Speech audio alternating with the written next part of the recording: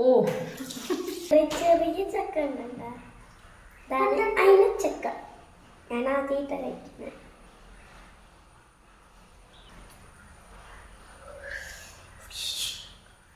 ചെറുതായിട്ട് പൊഴുപ്പുണ്ടോ? നമുക്ക് അയിഞ്ചക്ക 3 കിട്ടിയിട്ടുണ്ട് കേട്ടോ. അവിടെ അയിഞ്ചക്ക എന്നൊക്കെ പറയണേ.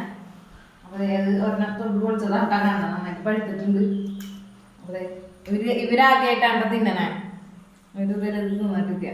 അവർക്കുള്ള ഇതുകളാണ്, ടേസ്റ്റ് നോക്കണ കാര്യങ്ങളാണ്. ഓയ്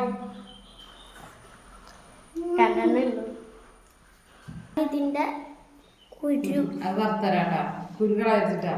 കുരു തിന്നെടുത്തിട്ടാ. ഇതും ചെയ്ത് കഴിഞ്ഞിട്ട്